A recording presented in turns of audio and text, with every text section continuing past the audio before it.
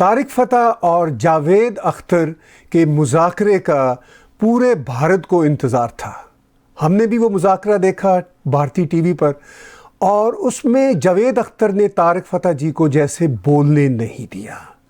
वो अपनी ही बात करते रहे, मगर उनकी बात में भी कोई बात नहीं थी। उन्होंने अब ट्विटर पर बहुत सारे सवालात उठाए हैं, उन सवालात की तरफ भी हम आएंगे। और आज की मेरी गुफ्तगू तारिक फ़तह जी के साथ इसलिए है कि जो बातें उन्होंने नहीं करने दी वो मैं उनसे जानना चाहता हूँ। वेलकम तारिक फ़तह जी। जो जावेद अख्तर जी ने बातें की, बड़ी उन्होंने सीरियस अंदाज में की, मगर उसमें कोई सीरियसनेस नहीं थी। कोई बात मुझे तो कम से कम ऐसी नहीं दिखी या सुनाई दी जिसमें मैं ये समझ सकूं कि वो कोई इंटेलेक्चुअल डिस्कोर्स कर रहे हैं, वो पर्सनल अटैक कर रहे हैं। और जो इंडियन आइडेंटिटी का मामला है उस पर बात नहीं हो रही। वही हमें मौक़िफ़ मिल रहा है कि जैसे वो पाकिस्तान के हीरो हैं, पाकिस्तान की शायरी के हीरो हैं। तो आप उनको कुछ समझा सकेंगे कभी किसी और मुज़ाकरे में? मैं इनके साथ वैसे भी बैठ के बातचीत हुई है। देखिए, इसमें मैं ख़ास तौर पे जो हमारे, जिनको हम महाजिर कहते हैं पाकिस्तान में, जो यूपी और बिहार के उर्दू बोलने वाले मुसलमान हैं, वो बड़े सिंसियरली अपने आप को हाकिम समझते हैं। उनको एक घुमंड है कि उन्होंने हिंदुस्तान पे हुकूमत की। आप कराची में भी देख लीजिए, आप सिंध के अंदर देखें, मीरपुर खास में देखें, जहां पे ये एलिमेंट आता है ना कि हम उर्दू बोलते हैं, ये उर्दू की जो कल्चरल इंपीरियलिज्म है पाकिस्तान के अंदर या बांग्लादेश में, जो इसका रोल रहा है, वो इस कदर डैमेजिंग रहा है कि उर्दू बोलने वाले जो हमारे दोस्त हैं वहां, वो समझ नहीं पाते। वो समझते हैं कि ये तो गहवारा था, हमने पाकिस्तान को तोहफे में दिया, और ये नामाकूल लोग पठान, पश्तो, पंजाबी जैसे जानवरों वाली जबानें बोलते थे, हमने इनको उर्दू इनायत कर दी। उसमें हमारे पंजाबियों का भी कसूर है। वो बड़े फख्र महसूस करते हैं कि जी हमारी मादरी जबान उर्दू है, तो आप किसको रोएंगे। But throughout that interview आपको एक बड़ी उनकी एक ऑनेस्ट अप्रोच नजर आई कि वो वाकई खिलजी को हीरो मानते हैं। अब अंदाजा लगाइए, उन्होंने कहा कि खिलजी ने, अलाउद्दीन खिलजी ने मंगोल को रोक दिया हिंदुस्तान में आने। अरे भाई, तुम खुद खिलजी मंगोल हो। यानी एक घर में चोरी करने आया कुछ चोर, और वो कह रहा है कि मैंने दूसरे चोर को नहीं आने दिया। बट ये इनकी समझ से बाहर है, इनकी समझ से कासिर है, क्योंकि ये हिंदुस्तान का पिछले 700-800 साल में किसी का नाम हिंदुस्तानी नहीं है। अब भी वहां जो बड़े बड़े अदाकार घूमते हैं, वो तैमूर तक का नाम, महाराष्ट्र में औरंगाबाद है शहर का नाम, जिसको गुजराती अहमदाबाद कहते हैं, वो अहमद और मोहम्मद दो भाई थे, उनके शहर। अब प्रयागराज को इन्होंने 500 साल इलाहाबाद कहा, और इनको ये बिल्कुल भी वो नहीं है कि हमने किसी से ज्यादती की। ये ऐसी बात है कि सऊदी अरेबिया जाके कुछ हिंदू मक्के का नाम रामगढ़ रख दें तो कितना चिल्लाएंगे फिर यही हिंदुस्तानी मुसलमान, अरे कैसे हो गया, हमारा एक मुसलमान 10 हिंदू को खा जाए। यही है ना एटीट्यूड इनका। आपने पाकिस्तान में भी देखा कि यही था, अगर भैया यूं निकाल दिया, चक्कू निकाल दिया, मार दिया, कुछ नहीं बचा। एक हिंदू से नफरत जो है वो जड़ जड़ में बैठी हुई है। तो देखिए, वो बार ये बार तारिक साहब बहस कर जी पाए। जी जी, बार बार वो बात कर रहे थे कि मैं तो दहरिया हूँ, मेरा तो कोई धर्म से भी ताल्लुक़ नहीं है। लेकिन उनका सारा जोर मुस्लिम बादशाहों को मनवाने में, मुसलमानों के हकूक़ के लिए था। कोई बात वो दूसरी कम्युनिटीज़ के हकूक़ की कर ही नहीं रहे थे। तो क्या आपको मैसेज क्या मिला उनकी इस गुफ्त? देखिए, ये दो चीजें हैं, एक आदमी का मुसलमान होना और दूसरा मुस्लिम नेशनलिस्ट होना।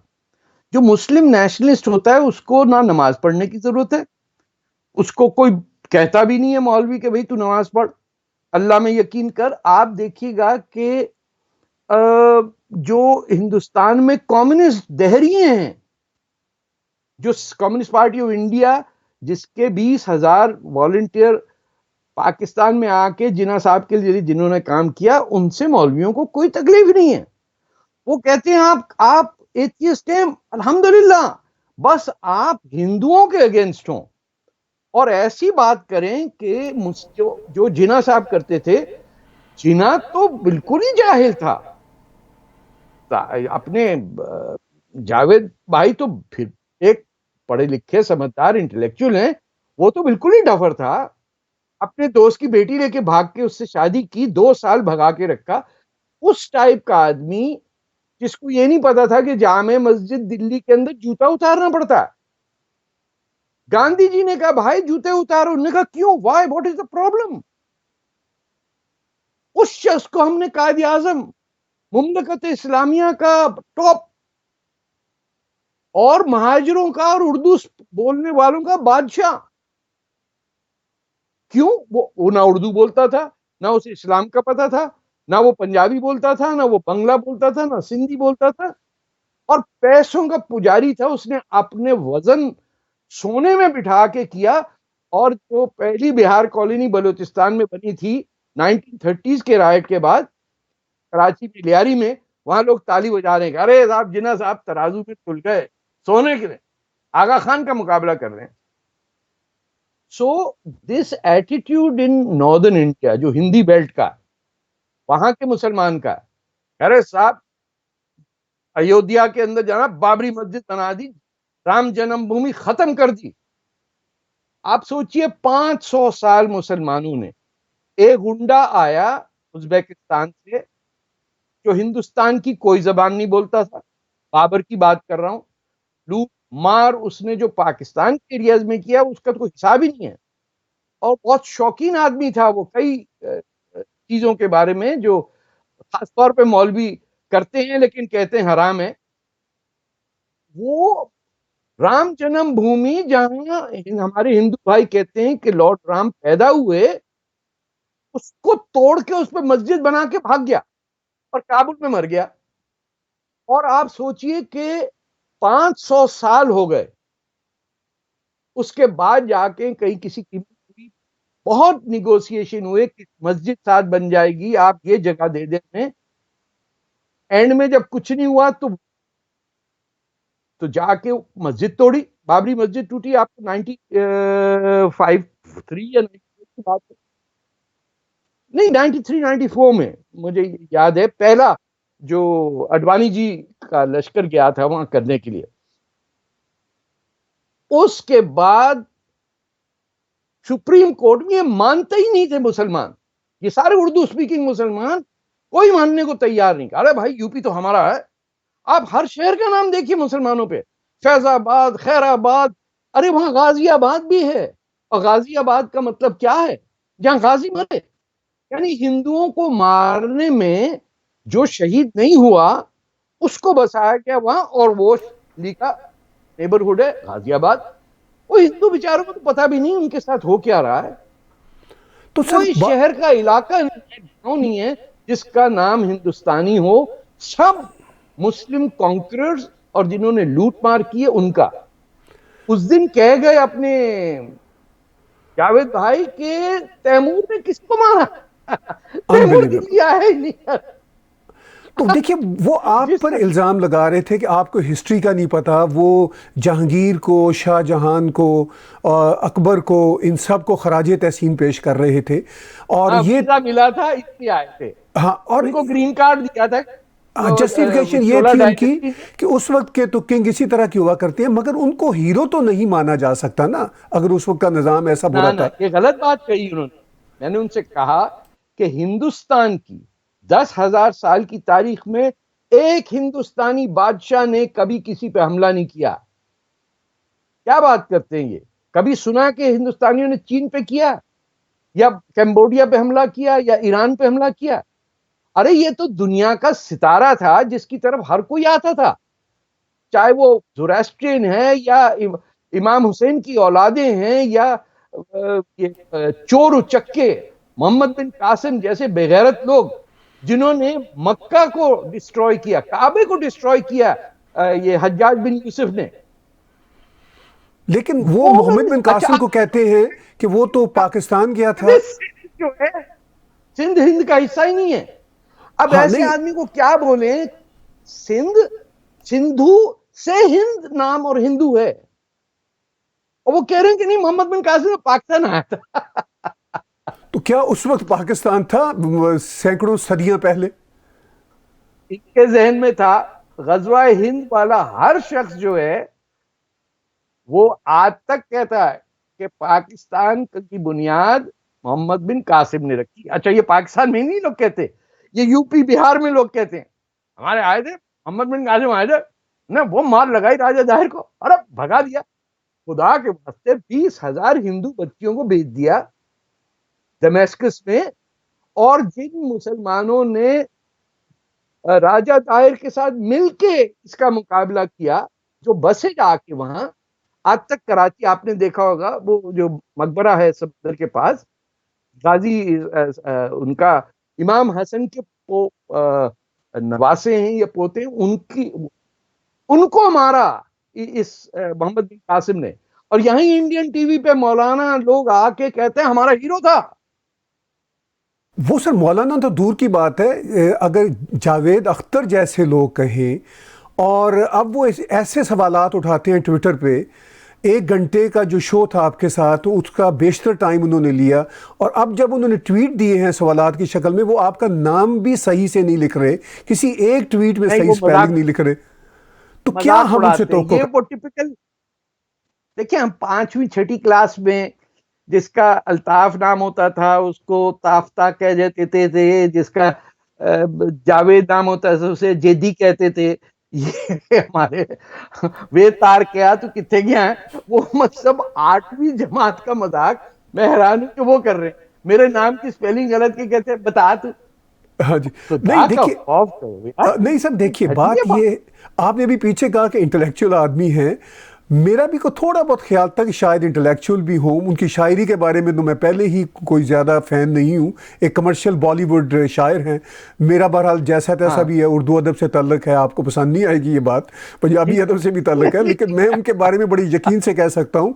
यहाँ टोरंटो में उनसे इतने बुलंद पाया शायर मौजूद हैं, दैट्स नॉट अ मैटर।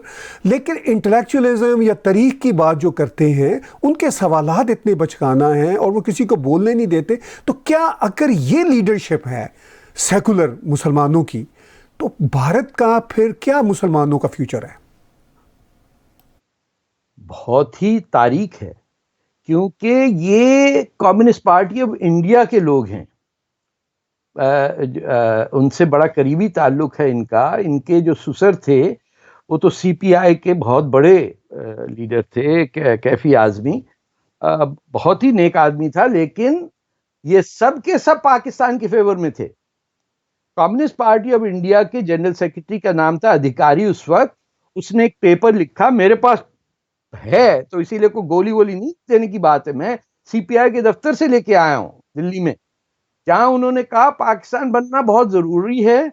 और 20,000 कम्युनिस्ट पार्टी के लोग, जिनके माँ बाप मुसलमान थे, अगर वो नहीं है, जिनके मुस्लिम नाम थे, जैसे जहीर जावेद थे, कुर्तलन हैदर, पता नहीं कौन कौन आया लाहौर में जिना साहब को जितवाने। आप क्या, और जब तबाही मच चुकी, उन्होंने हाथ में लोटा मुंह में पान, वापस ट्रेन पकड़ के वापस दिल्ली। हमारे एक दोस्त उसमें, मोहिउद्दीन कुट्टी, वो केरला से आए थे, कम्युनिस्ट थे, उनकी वफात थी।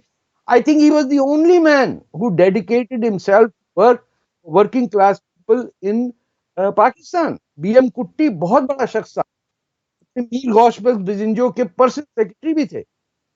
लेकिन ज्यादातर जो उर्दू बोलने वाले आए, ये इतनी हिकारत से देखते थे पंजाबी और सिंधियों को कि जानवर कहते थे। आपके जो इनके एजुकेशन मिनिस्टर थे मौलाना, जो मक्का के पैदा हुए इसलिए उनको एजुकेशन मिनिस्टर बनाया गया, उन्होंने अपनी तकरीर में कहा, मैं जब कहता था गवारों के पास मत जाओ तो मेरी बात नहीं मानते थे। वो पार्टीशन के अगेंस्ट इसलिए थे क्योंकि वो समझते थे कि ये जो पठान पंजाबी सिंधी हैं, ये जानवर टाइप लोग हैं, और ये बंगाली, ये तो काले हैं छोटे, इनका क्या है। हम हैं बस बिहार के और यूपी के और टीपी के और भोपाल के और इंदौर के। इतनी रेसिस्ट एटीट्यूड कि पाकिस्तान जहां सिर्फ 5% लोग उर्दू समझते थे, उसको नेशनल लैंग्वेज बनवा दिया इन्होंने। And and Javed Akhtar believes, बड़ा अच्छा हुआ कि पंजाबी पैदा होते ही उर्दू बोलता था। मैंने उनसे पूछा कि महाराजा रंजीत सिंह तो हमारा बादशाह था पंजाब का, वो जबान बोलता था? कहते नहीं, वो फारसी के अंदर उनका औकात। Can you imagine? सर जी, एक और बात जो मुझे बड़ी खटकी, जब आप भारत में जाते हैं, अपने शेयर्स करते हैं आइडियाज़, थॉट्स, तो मौलवी आप पर इल्ज़ाम लगाते हैं, अरे पाकिस्तानी कहाँ से आ गए, तुम चले जाओ। अच्छा, वही लैंग्वेज जावेद अख्तर ने इस्तेमाल की। पाकिस्तानी होते। हाँ, अच्छा, यही लैंग्वेज जावेद अख्तर ने इस्तेमाल की।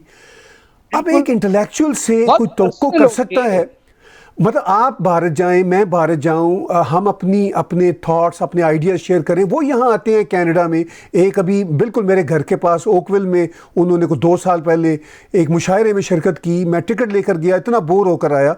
हम तो नहीं कहते कि आप यहाँ आकर हमें क्या अनाप शनाप सुनाते हैं।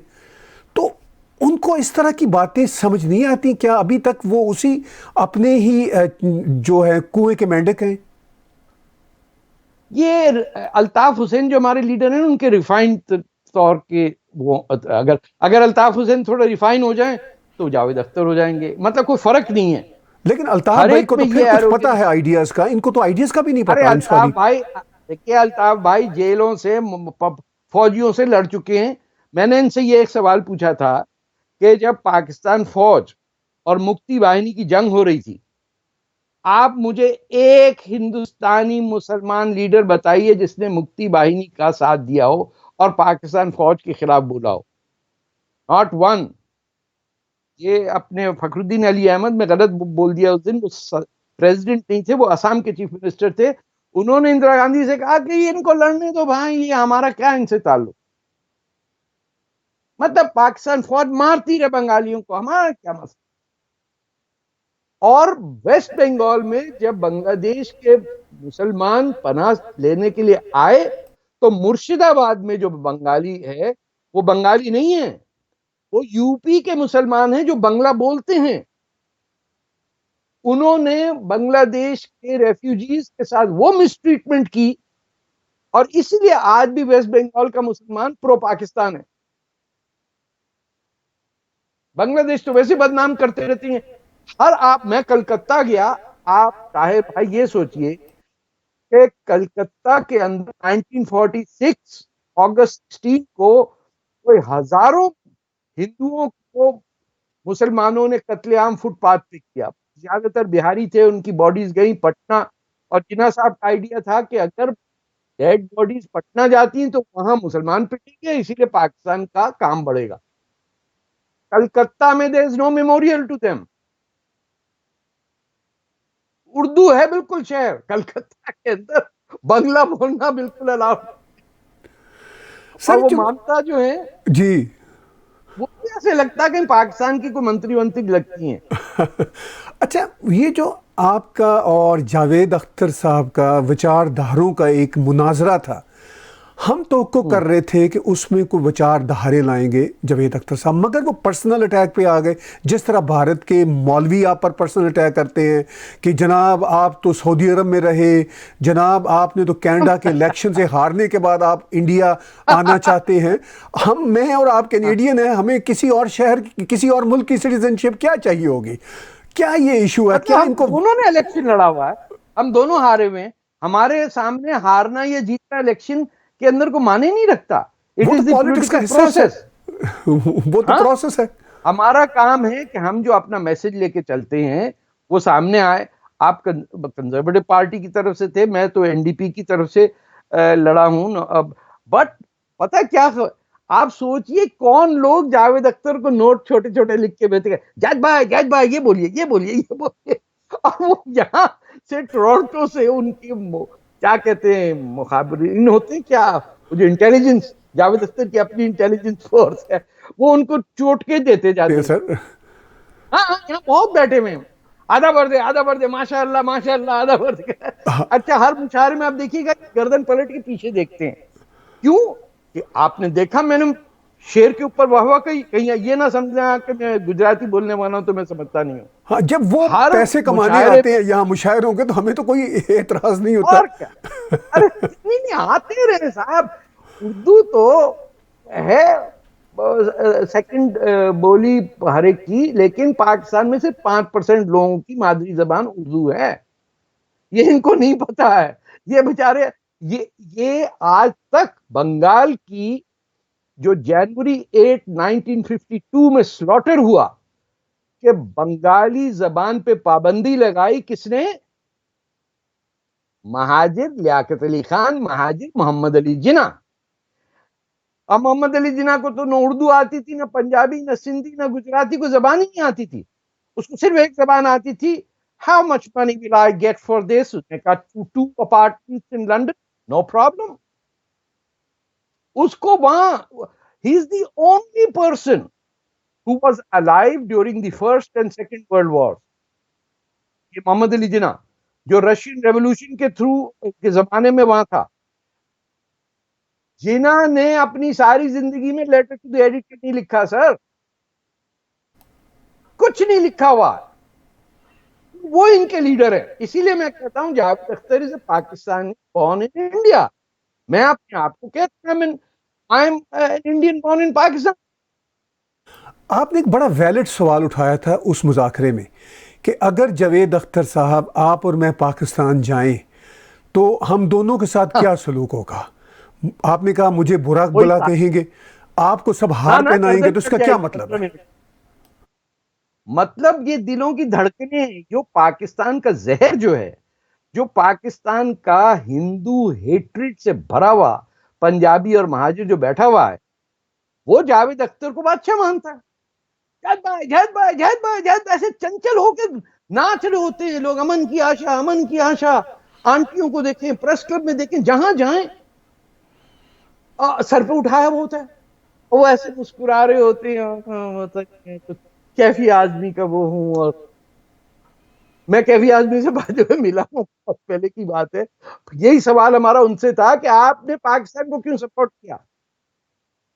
वो नहीं इनकार करते थे, लेकिन इन्होंने कुछ पढ़ा ही नहीं, या अधिकारी के बारे में जानते ही नहीं होंगे, या कम्युनिस्ट पार्टी क्या। अब तो इंडिया की कम्युनिस्ट पार्टी में भी फैशनेबल आंटियां होती हैं, बड़े बड़े बंदे लगाए हुए या सूट पहने हुए लोग। कोई गरीब आदमी कम्युनिस्ट पार्टी में नहीं है। हर एक जो सेठ है, आंटी अंकल है, किट्टी पार्टी पे जाने वाले लोग हैं, वो कर रहे हैं कम्युनिस्ट पार्टी। बड़ी से बड़ी ज्यादती हो रही बच्चियों के साथ, और एनवायरमेंट बड़ा खराब है, ग्रेटा खुलाल, ये जो चल रहा है काम, इट इज अनबिलीवेबल। और पाकिस्तान तो आपका खून बहा रहा है वहां क्यों है? तो अब मुझे बताइए कौन किसका दोस्त है। मैं तो डंके के चोट से कह रहा हूं कि हम राजपूत हैं, हिंदू थे, पंजाब में गए, शेख आदि जहां आप भी कसूर से हैं, वहां में किसी ने मुसलमान करके छोटी छोटी बेटी कहत आया हुआ था, मुसलमान हो गए। पंजाब का इस्लाम सर आपको पता बिल्कुल अलग चीज। हिंदू के साथ रहते थे, सिखों के मोहल्ले थे। आपने सिर्फ पंजाब का बंटवारा करा, यूपी का नहीं किया। अरे बंटवारा करना था यूपी का करते। हमारी जान को कहां से आ गया, हमने थोड़ी पाकिस्तान मांगा था। अब बार बार वो आप पर ये इल्ज़ाम लगाते थे कि आप पंजाबी हैं, तो आप पंजाबी जो फौज है उसने ये सारा काम किया बांग्लादेश का, और ये सारा, तो ये भी एक आर्गुमेंट हमें समझ नहीं आया। आप इस आर्गुमेंट को कैसे लेते हैं? ये इतनी प्रिमिटिव है और इतनी रेसिस्ट बात है। ये छठी सातवीं क्लास में जिसका रंग काला था उसे कहते थे ना, वो काली आई हो, काली आई हो। ये उस लेवल की है, ये तू पंजाबी है इसीलिए। अरे पंजाबी, महाराजा रंजीत सिंह तो मेरा बादशाह। लाहौर जो है, कसूर जो है, ये तो राम के बेटों के शहर हैं। तो ये हम पोरस हमारा लीडर था। अब वो हम पंजाबी होने के लिए क्या मुसलमान होना जरूरी होता है? और अगर पंजाबी जो गलत काम करता है, हम तो पहले सामने पंजाबियों को अपोज करते, बल्कि महाजरों से ज्यादा मैं पंजाबियों को जिम्मेदार ठहराता हूं कि पंजाबियों को इतनी शर्म नहीं आती। क्या देखें आप दोनों, आप मैं दोनों पंजाबी उर्दू में बात कर रहे हैं, ये तो पाकिस्तान बनने के बाद है ना। अगर पाकिस्तान नहीं बना होता तो पंजाबी गल कर रहे होने, बिल्कुल ठीक। मत मारी कि उर्दू बैठ के गल कर रहे, पता नहीं उर्दू जबान जी ना इस तरह लगता है कि बंदा झूठ बोल रहा। जलेबी बनवा के बेच रहा, माशाल्लाह क्या बात कही है साहब। The man doesn't mean a damn thing. Punjabi किसी ने गुस्सा आंदा ना कहना ही चपेट लाऊंगा निकल जाए तो। उर्दू के अंदर आपने इतनी प्यारी बात की, मुझे असल में बेगम के पास जाना है और कुछ कचौरियां खरीदनी, तो मैं जरा चला जाता हूं। We are straightforward people, you know that. तो हमें तो पट्टी पढ़ा रहे हैं कि पंजाबी फौज की ने हमला अरे पंजाबी फौज से किया तो हम जेल में बैठे हुए थे, आप वहां मुशायरा कर रहे थे आधा बरसे। इन्होंने कहा कि मैं तो सिर्फ 26 साल का था, मैं कैसे बोलता। अरे मैं 21 साल का था, मैं तो जेल में पड़ा हुआ था। स्टूपिड, बिल्कुल। क्या इनको मैथमेटिक्स मेरे ख्याल पढ़ी नहीं इन्होंने, क्योंकि हर आर्ग्यूमेंट का एक मैथमेटिकल कंस्ट्रक्शन होता है, एक थीसिस होता है। आप उसको प्रूव करें या ना करें, कि नहीं हम बस गालियां देंगे लेकिन उर्दू में देंगे। और बेचारा इंडिया का जो हिंदू है वो इतना इंप्रेस हो जाता है, अरे साहब उर्दू में बात कर रहे थे, बहुत पढ़े लिखे आदमी। कहीं भी इंडिया में खड़ा होके एक आदमी उर्दू बोलने लग गया, 5 आदमी खड़े होकर शक्ल देखते हैं। कमाल है यार, इतनी छोटी उम्र में कितना पढ़ लिख गया कि देखो बच्चा उर्दू बोल रहा है। वो और बात है कि पुरानी दिल्ली में कोई नहीं देता, वो वो किस्सा अलग है। आपके इस मुज़ाकरा से भारतीय और साउथ एशियन वैसे भी बहुत कुछ जानना चाहते थे। उनका ये ख्याल था कि तारिक फ़तह जी के ख़िलाफ़ जो एलिगेशंस हैं वो बड़े ठीक से लगेंगे जावेद अख्तर साहब की तरफ से, मगर जावेद अख्तर साहब ने वही सतही बातें और जैसे बच्चों की स्कूल वाली बातें होती हैं वो की। वहाँ पर श्वेता सिंह जो बड़ी सीजन एंकर हैं, उन्होंने कुछ 2-3 सवालात पूछे, उनको उन सवालात का भी पता नहीं चला। इस्लामोफोबिया की बात उन्होंने की। उन्होंने कहा जो आज के हालात हैं उसमें आप जावेद अख्तर साहब भारत में इस्लामोफोबिया को किस तरह देखते हैं। वो तो खैर हमें जवाब नहीं दे पाए। आपको वहाँ पे सिचुएशन कैसी नज़र आती है? देखें, बेचारी श्वेता को तो समझ में नहीं आया कि ये हो क्या रहा है, कि शी वॉज छूटते के साथ ही सवाल किया उन्होंने मुझसे और मैं बोलने ही नहीं पाया। तो जावेद अख्तर ने कहा आप मुझे बोलने नहीं दे रहे। मैं मुझसे सवाल किया है आप कैसे। अब हर बात पे बहुत ही शरारती है बंदा। When Javed Akhtar must be a little boy, he must have been a wonderful person, क्योंकि इतना शरारती आदमी मैंने देखा। वो बगैर कुछ बोले में कह रहे अरे मुझे बोलने नहीं दे रहे, मुझे बोल। अरे भैया तू ही तो बोल रहा है, मैं तो बोल ही नहीं रहा हूं। जैसे ही मैं मुंह खोलूं, अरे बस करें हमें भी बोलने दें।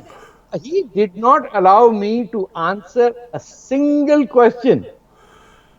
ये कॉलेज में नहीं होता था, डिबेट के अंदर एक हूटर रख देते पीछे हम, वो जैसे स्पीकर आता था वो भोंपू चला देता था या पागल ही हो करता था कि कोई सुन ना सके बात।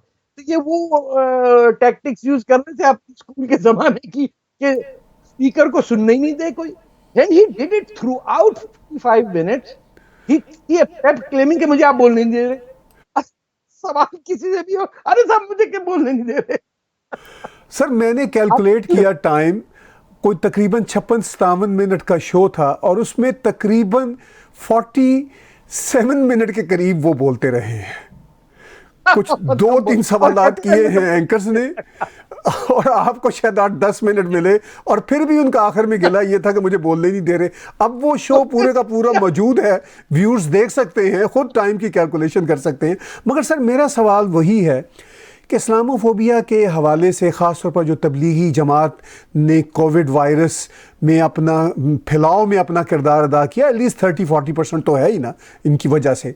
हाँ, अच्छा, उसको भी आप इस्लामोफोबिया भारत में कह रहे हैं। भाई एक रियलिटी है, एक फैक्ट है, आप मान लें इस बात को।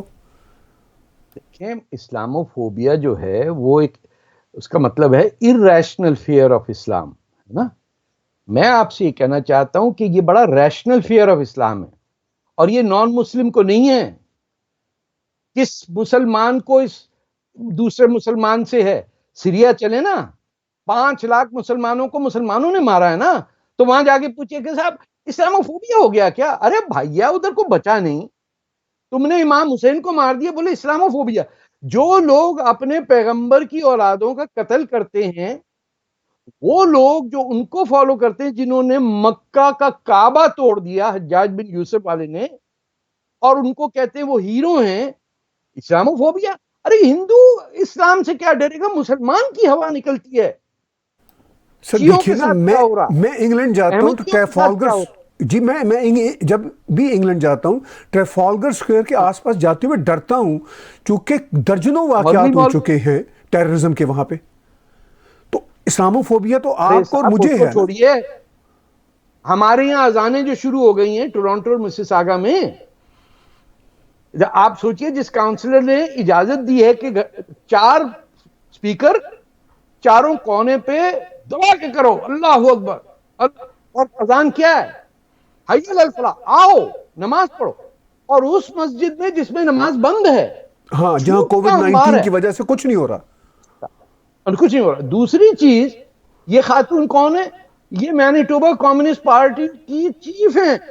इनको दर्द इतना है ये करने का कि अल्लाह I I was very nice to immigrant. ये जो व्हाइट गिल्ट है ना, ये आपकी मिसेस आगा की मेयर, उन्होंने कहा अजाने दो। मुझे बताइए कि किसकी अजान चलेगी, शिया की या सुन्नी की, क्योंकि दोनों का वक्त अलग होता है। और अहमदियों को अजान की अभी इजाजत नहीं मिली। अहमदी तो बेचारे, वो उनको आप जितना मारेंगे वो उतना आपके लॉयल होंगे। जिस मुल्क में उनका कत्लेआम करने का कोशिश है, वो उतने ज्यादा पाकिस्तान के पेट्रियाटिक होते हैं। वो और बात है, ये एक क्रिश्चियन है पाकिस्तानी, बेचारों का हशर कर दिया, लेकिन क्रिश्चियन सारे आपको मिलेंगे पाकिस्तान डे पे बैठे हुए, वो खौफ के मारे में बैठे हुए हैं कि अल्लाह में जीने दो। थाईलैंड के अंदर 10,000 पाकिस्तानी क्रिश्चियन बैठा हुआ है रेफ्यूजी कैंप्स में। कौन संभालेगा, कौन देखेगा। वो कह रहे हैं तारिक भाई हमें किसी तरह इंडिया आने दो, ईसाई हैं हम। वो समझते हैं बहुत मेरे ताल्लुकात हैं, प्राइम मिनिस्टर मिलता हूं। बेचारों के साथ बुरी हालत है। सिंध के हिंदुओं को हाजिर कर दिया, उनके बच्चे किडनैप करते, उनके बच्चों को रेप करते। और रेप को आप शरिया के एक एंगल से देखें, इज जस्टिफाइड। आपने कहा ना, 1 से करो, 2 से करो, 3 से करो, 4 से शादी करो, और वो जो तुम्हारे सीधे हाथ में है वो कौन है।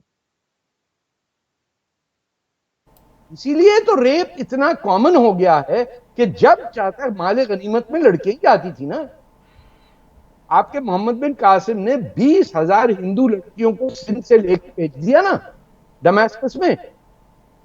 ये जो आया था कमबख्त गजनी, सोमनाथ पे हमला करने, कितनी लड़कियां लेके गया। ये तो हम इतने बेगैरत हो गए हैं कि अब्दाली जिसने लाहौर को रेप किया, हमने अपना मिसाइल का नाम अब्दाली। मेरा सर जो परेशानी का महवर है वो ये मसला है कि अगर जावेद अख्तर जैसे लोग भी उन लूटने वालों को, मारने वालों को भारत का हीरो समझते हैं, और आज की अवेयरनेस में वो ये मानने को तैयार नहीं कि भाई हिटलर को आप ग्लोरीफाई नहीं कर सकते, ये हिटलर की तरह के लोग ही थे ना। खास तौर पे इसराइल में।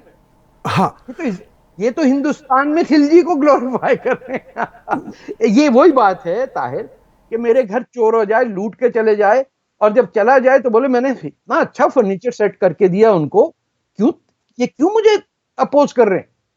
मैंने इनको तबाह कर दिया, लेकिन ताजमहल दे दिया।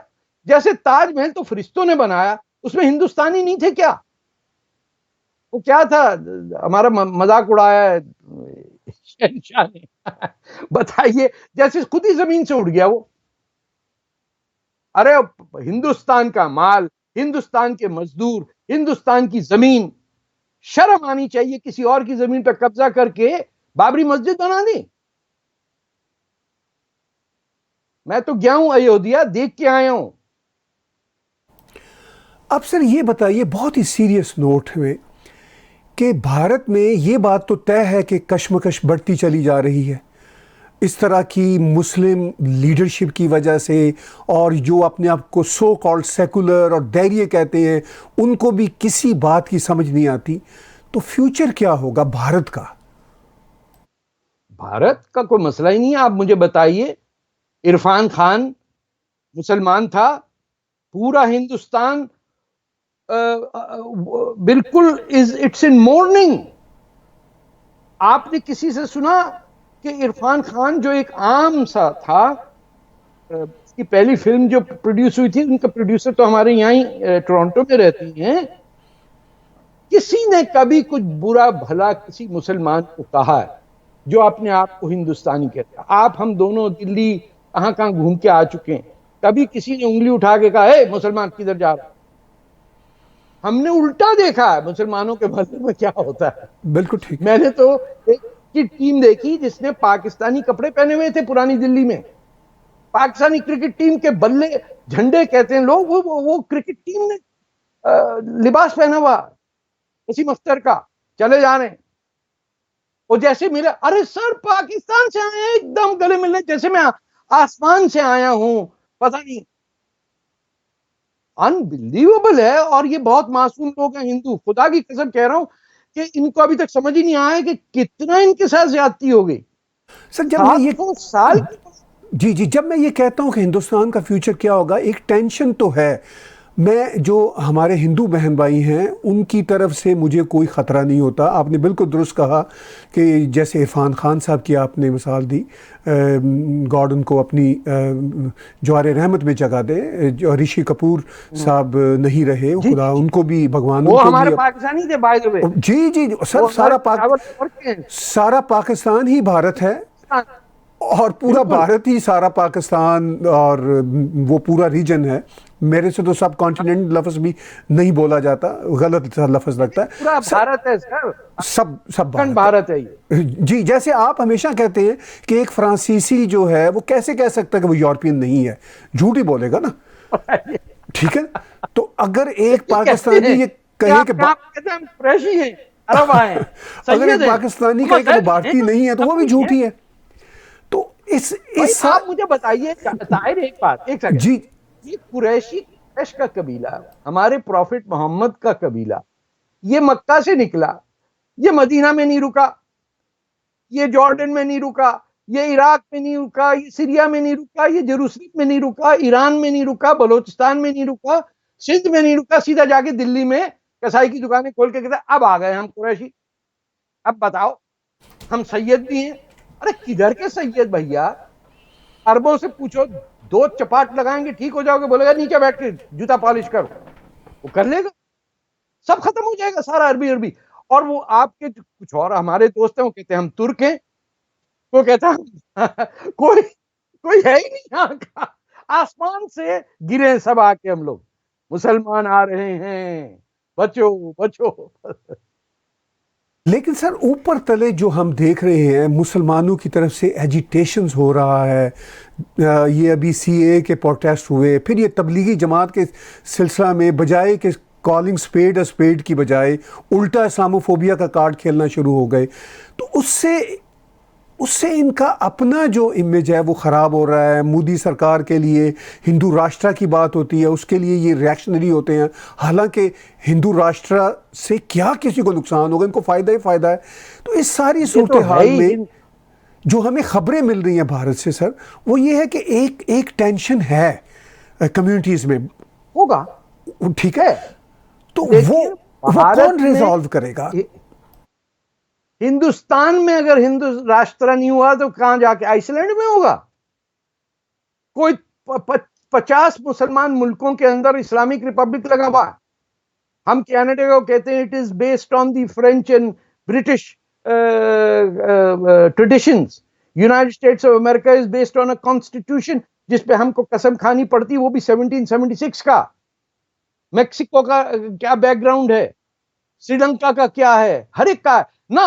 इंडिया का नहीं हो सकता साहब। इंडिया के अंदर हिंदू लफ्ज बोला और that means you are racist. ये कोई बात है? और ये बदमाशी जो है ये खत्म होगी, लेकिन उसके लिए पहले पाकिस्तान को टूटना पड़ेगा। जिस दिन हिंदुस्तान की गवर्नमेंट ने बलोचिस्तान की गवर्नमेंट इन एग्जाइल दिल्ली में दफ्तर खोल दिया, ये बरामदाग बुगटी और हरबियार और मेहरान और जितने भी अपने डॉक्टर साहब जो पहाड़ों में लड़ रहे हैं अकेले, अपने अल्लाह नजर साहब, अल्लाह उनको रमजान में लंबी जिंदगी दे, ये सब लोगों को जब मिलेगा तिब्बत की तरह गवर्नमेंट इन एग्जाइल, तो क्या होगा? जब ये बल्तिस्तान का इलाका जिसपे इन्होंने बेच दिया चाइना को, ये लड़कियां जो आप क्रिश्चियन पकड़ के चीनियों को बेच रहे हैं, ये सब एक दिन mathematically it will be what is called the unravelling of the state, the dismantling of Pakistan. ये होना है, क्योंकि अल्लाह के घर में देर है अंधेर नहीं है कि आपने 30 लाख बंगाली मारने के बाद भी आप बैठ गया। हम पाकिस्तानी हैं। अरे किधर के पाकिस्तानी हो? जिन्होंने बनाया था बंगाल में, उन्होंने बांग्लादेश बना दिया। सिंध के अंदर तो तुम्हारी गवर्नमेंट नहीं थी, पंजाब में थी नहीं, फ्रंटियर की तो गफ्फार खान की कांग्रेस की गवर्नमेंट पलट के उसको कितने 20-25 साल जेल में रखा। बलोचिस्तान आजाद मुल्क तो उसमें कब्जा कर लिया और फिर कह रहे हैं हम पाकिस्तान है। अरे लफ्ज पाक पे ज्यादती है, ये ना पाकिस्तान है। लेकिन भारत की जो मोदी सरकार है, बीजेपी सरकार है, और उसके साथ आरएसएस को जोड़ा जाता है, उसके बारे में वेस्ट में इतना खौफनाक प्रोपेगेंडा है। उस प्रोपेगेंडे को काउंटर करने के लिए मुझे भारत की सरकार की तरफ से कोई एफर्ट्स नज़र नहीं आती। आप इसको कैसे देखते हैं? भारत के अंदर भारत की बीमारी है, भारत का बाबू। हजारों के हिसाब से सिविल सर्वेंट लगे हुए हैं, फाइलों को इधर से उधर, उधर से इधर।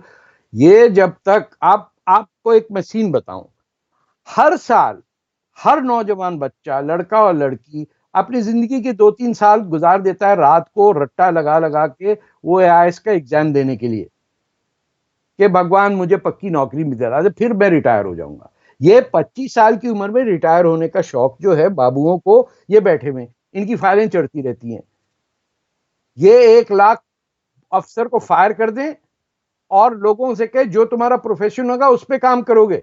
ये कहां से आ गई ब्रिटिश सिविल सर्विस का एग्जाम? रट्टे डगा। आप जिस चौराहे पे देखेंगे कोचिंग क्लास चल रही है। अरे भाई वेल्डिंग सिखा रहे हो? नो। आप कारपेंटरी कर रहे हो? किस चीज का यहाँ? नहीं साहब, रट्टा रट्टा सिखा रहे हैं हम, ताकि आप रट लें, ये जवाब आएगा, ये सवाल होगा।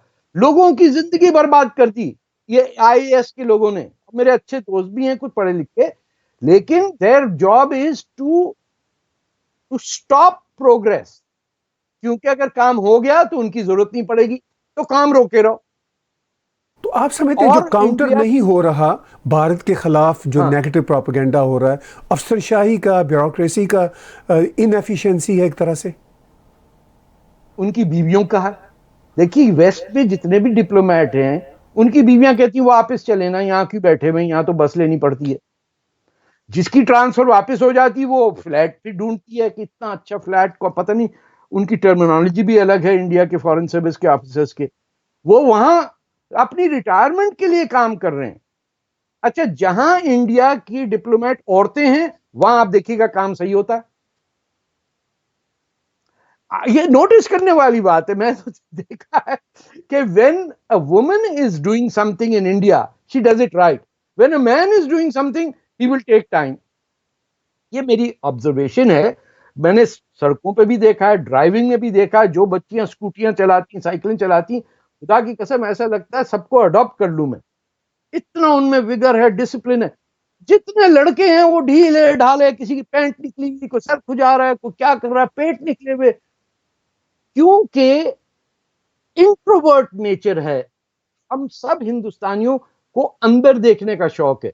हमने किसी पे हमला नहीं किया, हम बाहर नहीं गए। जो दरिया पार करता था वो हिंदू ही नहीं रहता था। तो आज पाकिस्तानी आपको लीड कर रहा है, हिंदुस्तान को। पाकिस्तानी अंदर का सोचता ही नहीं है। वो स्पेन, हाँ, उसको पढ़िए कि जनाब फिलीपींस के कैपिटल मनीला का नाम मिन अल्लाह था। अफ्रीका में हमने यूं कर दिया और फ्रांस की यूं तबाही मचाई। वो उसको पता ही नहीं है, बिलीव मी, कि कुंभ मेला क्या है। उसको अयोध्या की कोई खबर ही नहीं है। पाकिस्तानी बैठा हुआ है इंडिया का गला काटने के लिए हर तरीके से। आपको डिग्री मिल जाती है जाली, आपको पता है आप कुछ भी चाहें बन सकते हैं पाकिस्तान में। पाकिस्तान के जनरल्स कनाडा में आके बैठे हुए गलत नाम से, मिसिसागा में ही रहते हैं। बड़ी शानदार के क्लब भी हैं यहाँ पे। और हिंदुस्तानी जो हैं, जो टोरंटो में रहता है, आप देखेंगे वो कोई बात ही नहीं करता। खालिस्तानी करते हैं, लेकिन जो हमारी हिंदू कम्युनिटी है, गुजराती है या पंजाबी है या तमिल है, उनको किसी चीज से वास्ता नहीं, सिर्फ उनका बच्चा एमबीए कर ले और किसी गोरी लड़की से शादी हो जाए उनकी, बस। पाकिस्तानी उनको घुमा फिरा के पिटाई कर रहे हैं, और वो घर बैठे भाई हमारा क्या, हमारे तो देखिए कश्मीर के अंदर जो थे ना पंडित के साथ बड़ी शादी हुई। अरे भाई आप 1990 गुजर गया, आज की बात करो, अब एटम बम है उनके पास, हाउ विल यू फाइट?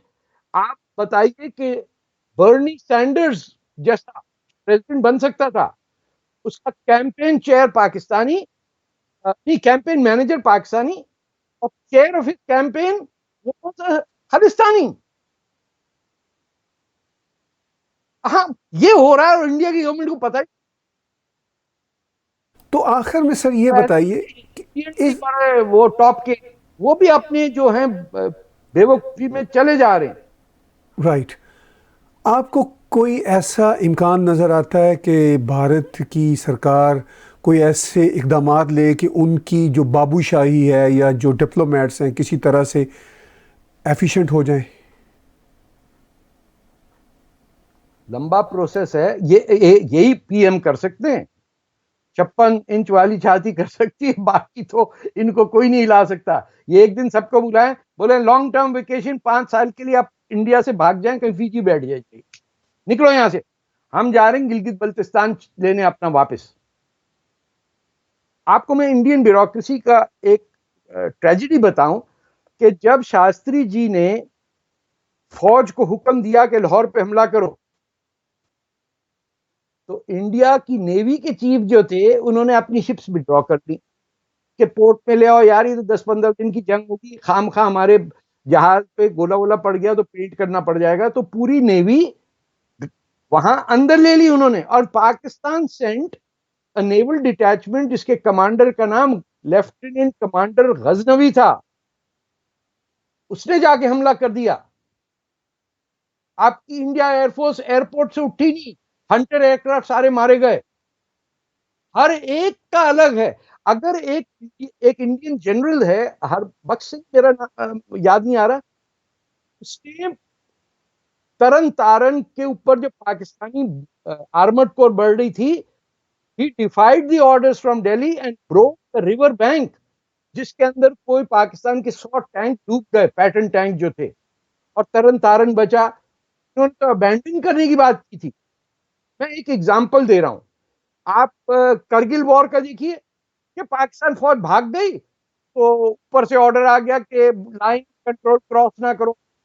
अरे पायलट को कह रहे लाइन ऑफ कंट्रोल क्रॉस नहीं करो, ये कोई कस्टम की लाइन है।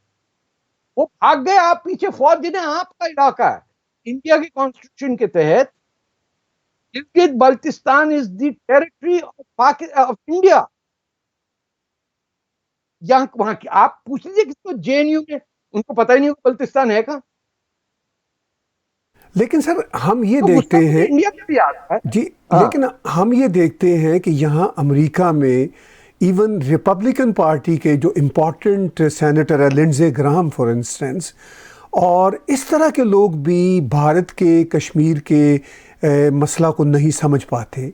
तो फिर क्या इम्कान है कि इतने क्लोज एलाइज भी इंडिया के रियलिटीज़ को ना समझ पा रहे हों, और कोई भारतीय अलायंस नहीं सरकार? है। अमेरिका चलता है डोनेशंस पे। आप 10 लाख डॉलर दे दीजिए डोनेशन, वो आपका कांग्रेसमैन आपके स्टेटमेंट दे देगा, लॉबीइस्ट बैठे हुए। आपके कनाडा में नहीं हो रहा। कितने मेंबर ऑफ पार्लियामेंट हैं जो पाकिस्तान आईएसआई को रिपोर्ट करते हैं? कितने खालिस्तानी हैं? कितने मंत्री खालिस्तानी हैं जो ट्रूडो की कैबिनेट में बैठते हैं? कैसे आ गए? ये पाकिस्तान को आता है नोट छापना, इंडिया को आता है नोट को किसी तरह रोकना, और ब्यूरोक्रेसी करती है। आपका आईएसआई हर जगह फैला हुआ है। मैं जो बात आपसे कर रहा हूं, हर चीज रिपोर्ट हो जाएगी अब तक। आप अंदाजा लगाइए, सीसस की जो स्पोक्स पर्सन है वो भी पाकिस्तानी है। आपको तो शायद वाकिफ होंगे आप। प्रिवी काउंसिल का मेंबर भी पाकिस्तानी है। तो जरूरत इस वक्त ये है, एक रास्ता बलोचिस्तान की आजादी। जिस दिन हिंदुस्तान ने बलोचिस्तान को ह्यूमैनिटेरियन एड दी, हाँ, और अपना जो बंदा वहां पकड़वाया हुआ है उसको बेसिस पे चेंज करवाएं, आप दम दिखाएं। एक आदमी जेल में बंद पड़ा हुआ है और आप बैठे हुए आराम से। आप बलूचिस्तान की आज़ादी की बात करते हैं, अभी तो हम बात कर रहे हैं भारत का जो इमेज है इंटरनेशनल लेवल पे, वो कैसे दुरुस्त होगा? वो नहीं दुरुस्त हो रहा, तो बलूचिस्तान के लिए तो बहुत वो बड़ी दुरुस्त बात। हो सकता। एक अब हमारे थे ना इंडिया के एम्बेसडर जो यूएन में थे, क्या सैयद अकबर साहब। नाम भूलना, भी रिटायर हुए। बताइए, ही जी, was a Syed Akbar. Superb superb representative of India. But everywhere you need the community also to work. आप जब चाहें इंडिया कॉन्सुलेट के आगे 500 आदमी यहाँ मेरे घर के पास खड़े हो जाते हैं, खालिस्तानी और पाकिस्तानी और हिंदुस्तान मुर्दाबाद के नारे लगा के चले जाते हैं। किसी एक के उसमें दम नहीं है कि खड़ा हो जाए इनके सामने, बोले क्या बात कर रहे हो तुम। तो जो भारतीय डायस्पोरा है वो भी तो फिर आपके मुताबिक बड़ा इनफेक्टिव है। वही तो है इनफेक्टिव सर। ये पूरी दुनिया की सियासत डायस्पोरा से चल रही है। ये चीन के अंदर जो गया वायरस, वो आपको भी पता है, मुझे पता है कि लैब कौन सी थी और कौन से साइंटिस्ट कनाडा के जो थे वहां उनके वुहान के साथ काम कर रहे थे। वी नो कि हाउ डायस्पोरास आर यूज्ड।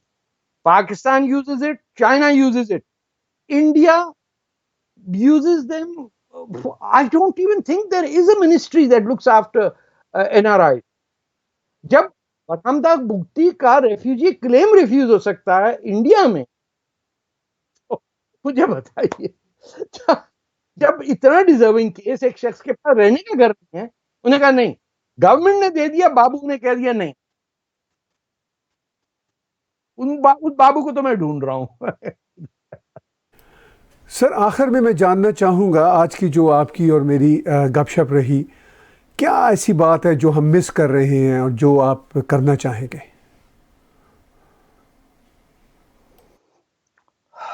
इस्लाम और सियासत को अलग करना हर मुसलमान का फर्ज हो गया, चाहे भारत हो, चाहे कनाडा, कोई भी दुनिया की जगह हो। हाँ, हर जगह। देखिए, हर जगह, क्योंकि हमें, आपको पता है, घोड़े नहीं उड़ सकते,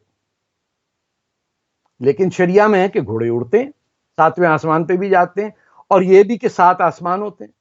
तो हम इसको कैसे रेकंसाइल करेंगे?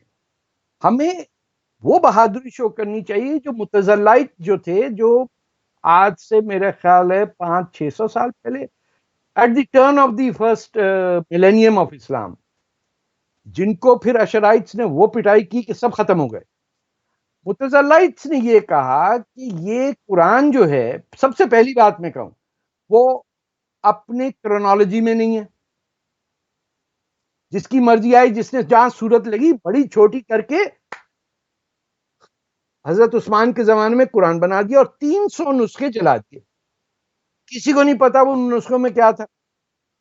जो इस किताब पे हम पूरी यकीन रखते हैं, वो इब्न हिशाम की वो जो सवाने हयात है प्रॉफिट मोहम्मद की, जो 200 साल बाद लिखी गई, वो वाहिद किताब है जो हमें, क्योंकि क्रोनोलॉजी में ये इब्ने पीछे पढ़ा हुआ है मेरे सारा, आई कैन बेट यू कि किसी ने नहीं पढ़ा इब्ने कतीर, पता ही नहीं कि हमारे साथ हुआ क्या। तो हमें ये चाहिए कि पीछे हट, बगैर खौफ के, हम ये कहें कि एज ए मुस्लिम हमें अब क्या करना चाहिए। क्योंकि मेरी एक अर्ज सुन ले मुसलमानों से, शायद आपके दुश्मन और दोस्त सुन रहे होंगे, कि कुरान नाजिल होने से पहले तो लोग मुसलमान हो गए थे।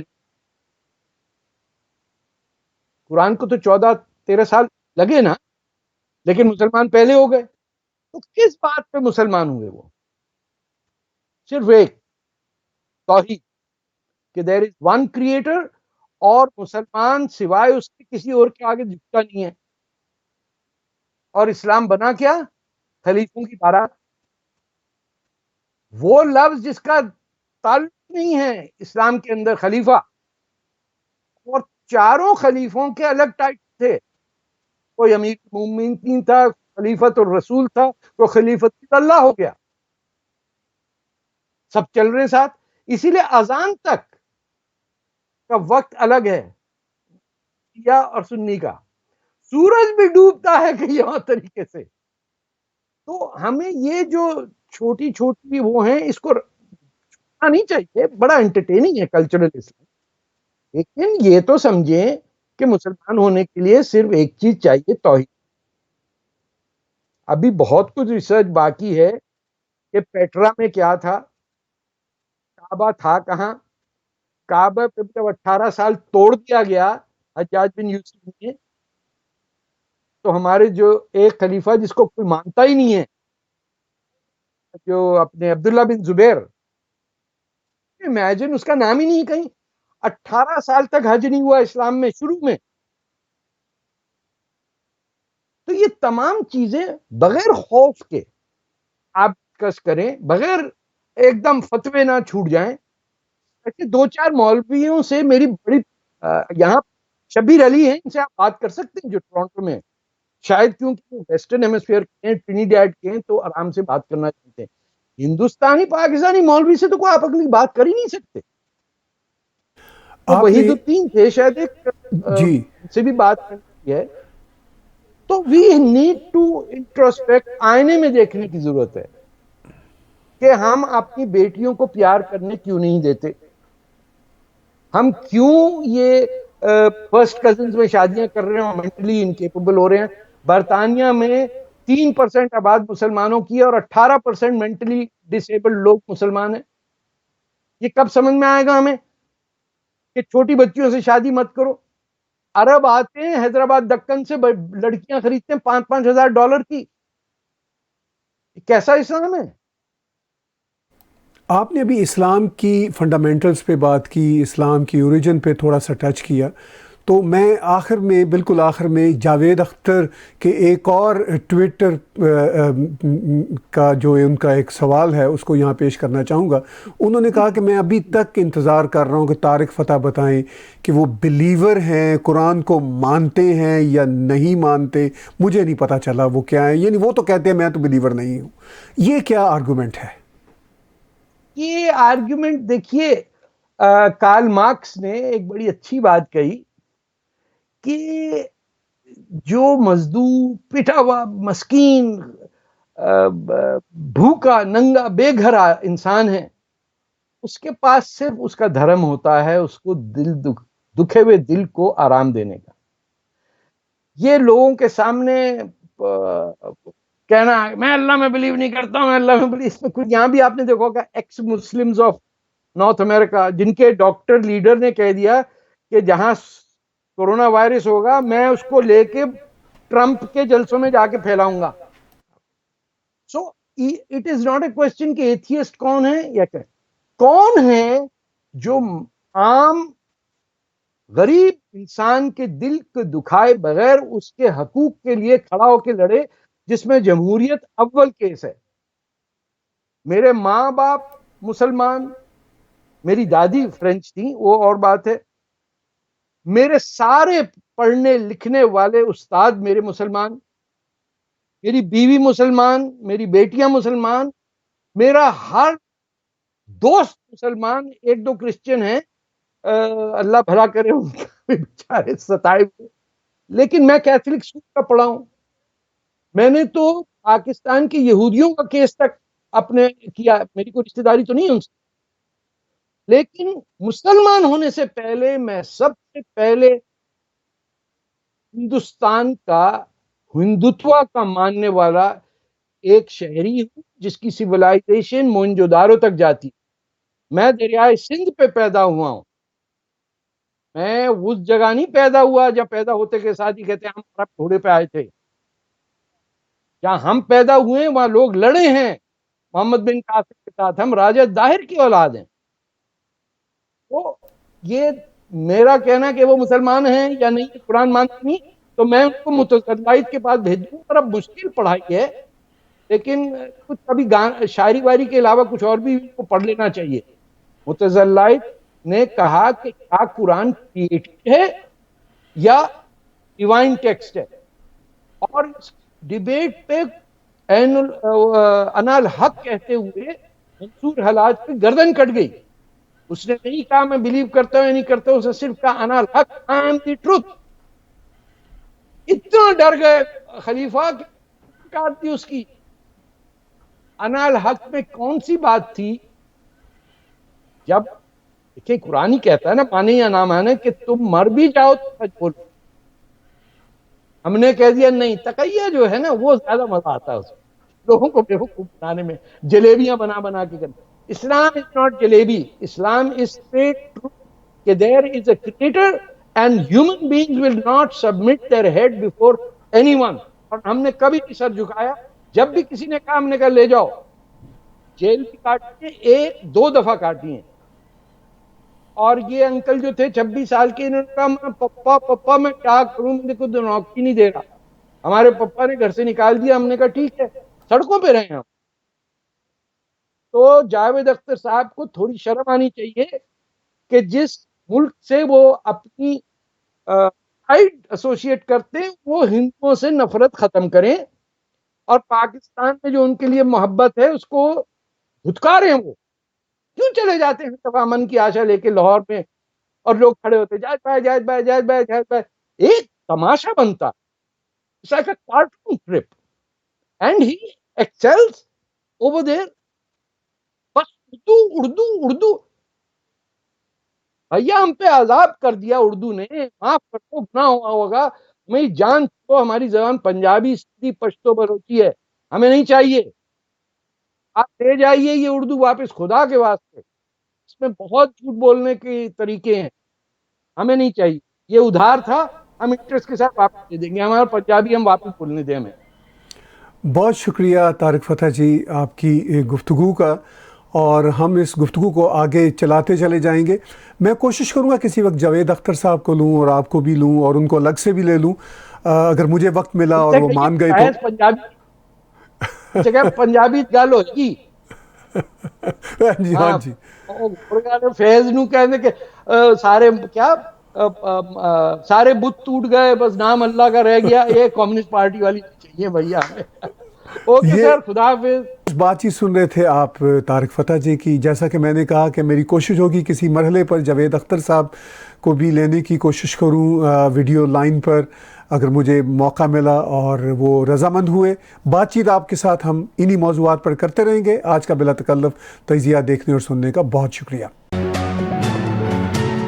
YouTube पर टैग टीवी का चैनल सब्सक्राइब कीजिए और नोटिफिकेशन का बटन भी दबाइए। किसी किस्म का चैलेंजिंग ज़माना हो, टैग टीवी अपने व्यूज़ और न्यूज़ लाने में देर नहीं करता।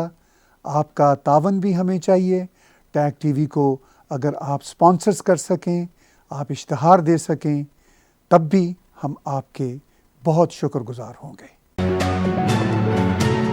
Subscribe Tag TV YouTube channel and press the notification button.